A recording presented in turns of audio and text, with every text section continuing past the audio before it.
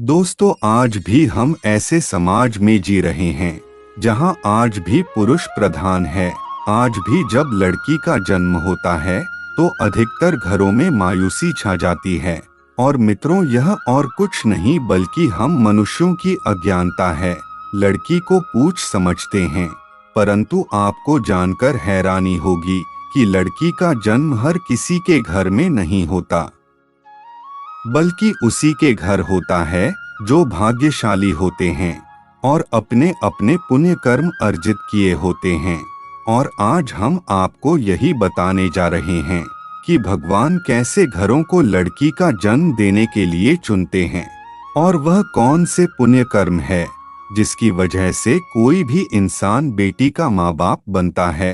दोस्तों, एक बार भगवान श्री कृष्ण से अर्जुन पूछते हैं कि हे माधव, किन कर्मों के कारण किसी के घर पुत्री धन की प्राप्ति होती है, अर्थात कैसे घरों में बेटियों का जन्म होता है।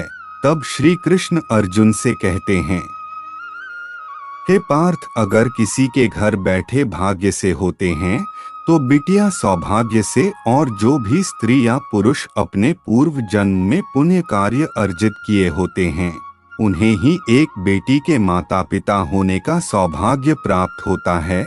बेटियों को जन्म के लिए भगवान उन्हीं घरों को चुनते हैं जो बेटियों का भार सहन कर सके, क्योंकि तीनों लोकों में स्त्री अर्थात बेटियां ही ऐसी होती है जिसका भार हर कोई सहन नहीं कर सकता।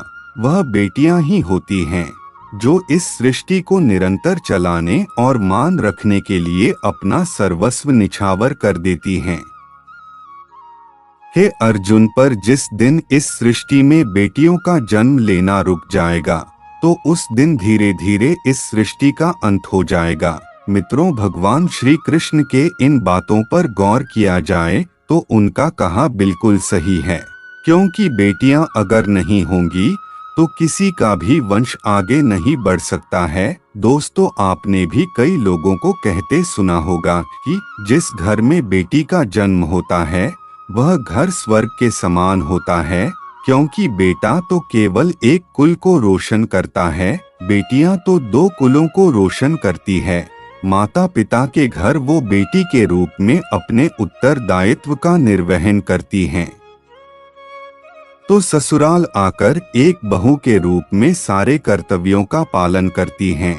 दोस्तों, आजकल आप सुनते ही होंगे कि बहू बेटियां परिवार में किसी के मर जाने पर उसका वर्णन नहीं कर सकती, लेकिन यह बिल्कुल भी सही नहीं है, क्योंकि रामायण में बताया गया है कि प्रभु श्री राम के पिता राजा दशरथ की मृत्यु हो गई तो माता सीता अर्थात राजा दशरथ की बहू ने ही उनका पिंडदान किया था, जिससे उन्हें जन्म मरण के चक्र से मुक्ति मिल गई थी। इतना ही नहीं, हिंदू धर्म शास्त्रों में बताया गया है कि बेटियां भी अपने पिता के नाम का पिंडदान कर सकती हैं। वही अगर ससुराल पक्ष में कोई पुरुष नहीं है तो इस स्थिति में बहू भी पिंडदान कर सकती है। इसलिए मित्रों, वे लोग बहुत किस्मत वाले होते हैं जिनके घर में बेटी जन्म लेती है। वही लोग किस्मत वाले होते हैं जिनके घर में एक से ज्यादा बेटियां होती हैं। शायद यही कारण है कि बेटियों को लक्ष्मी कहा गया है। दोस्तों, बहुत से लोगों की सोच यही होती है कि बेटी को बिना समय गवाएं और इस पर पढ़ाई में पैसे लगाएं, जल्द से जल्द शादी कर दो। लेकिन यह सोच एक बेटी के भविष्य को बर्बाद कर देती है। जरा सोचिए, एक बच्ची के मन में कितने सपने होते हैं, उसे कुछ करना है लेकिन वह सिर्फ सपने सजाती ही रह जाती हैं। इसलिए अपनी बेटियों को सपने पूरे करने देना चाहिए। उन्हें जीवन में हर वह खुशी दे जो उन्हें मिलनी चाहिए। एक बेटे से ज्यादा एक बेटी हमेशा अपने माता पिता के लिए सोचती है। माता पिता को प्यार और अपनापन बेटी ही दिखा सकती है। बेटी के जन्म को एक जश्न की तरह मनाना चाहिए। माता पिता को बेटी को हमेशा एहसास दिलाना चाहिए कि कितनी खास होती है बेटियां। मित्रों, बेटी कभी भी माँ बाप पर बोझ नहीं होती है। वह सिर्फ अपनी और अपने परिवार की किस्मत बनाने के लिए जन्म लेती है। एक कथा के अनुसार दो मित्र लंबे समय के बाद एक दूसरे से मिले।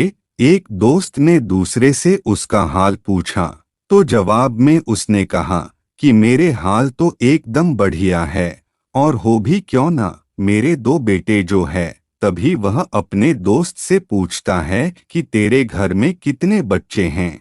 दोस्त खुशी के साथ बताता है कि मेरे घर में दो बेटियां हैं। उसका दोस्त भगवान का शुक्रिया अदा करता हुआ कहता है कि मैं धन्य हूँ, मेरे घर बेटियां नहीं हैं। यह सुनकर पिता की आंखों में आंसू आ गए। तभी उसकी बेटी पिता के मित्र से कहती है कि अंकल, भगवान हमेशा भाग्यवान को ही बेटी देते हैं। भगवान उसी को पुत्री का सुख देते हैं जिसके अंदर पालने की सामर्थ्यता होती है, जो गरीब होकर भी अपनी बेटी को पाल सकता है। एक कथा के अनुसार एक बार स्वामी विवेकानंद वैष्णो देवी की सीढ़ियां चढ़ रहे थे। बगल से किसान अपनी बेटी को कंधे में बैठाए हुए सीढ़ियां चढ़ रहा था। तभी स्वामी विवेकानंद ने कहा कि बाबा, आपकी बेटी का बोझा आपको भारी लग रहा होगा, इसको मैं उठा लेता हूँ और माता वैष्णो के दरबार तक ले चलता हूँ। तब किसान ने सबके सामने स्वामी विवेकानंद से कहा कि बेटी कभी भी बाप के कंधे पर बोझ नहीं होती है। अगर बेटी बाप के कंधे पर है तो वह हर बोझ को हल्का कर देती है। मित्रों, बेटियां कभी भी धन की भूखी नहीं होती है, वह सिर्फ मान और सम्मान की भूखी होती है। मित्रों, अब आप सोच रहे होंगे कि कौन से कर्म करने के बाद आप किसी के घर लड़की के रूप में जन्म लेते हैं और उनके घर के लिए लक्ष्मी का रूप साबित होते हैं।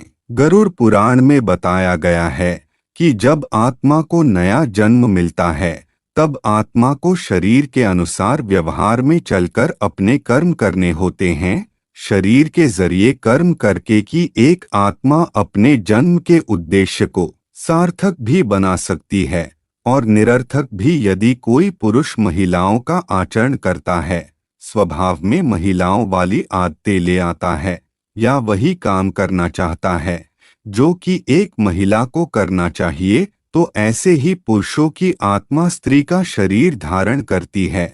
वहीं गरुड़ पुराण में बताया गया है, यदि कोई व्यक्ति मृत्यु के अंतिम क्षण में किसी स्त्री को याद करते हुए प्राण त्यागता है तो वह अगले जन्म स्त्री के रूप में जन्म लेता है, और वही अगर वह अंतिम क्षण में परमेश्वर का नाम लेता है तो वह मुक्ति के मार्ग पर अग्रसर हो जाता है। दोस्तों, आज की प्रस्तुति यहीं समाप्त करते हैं।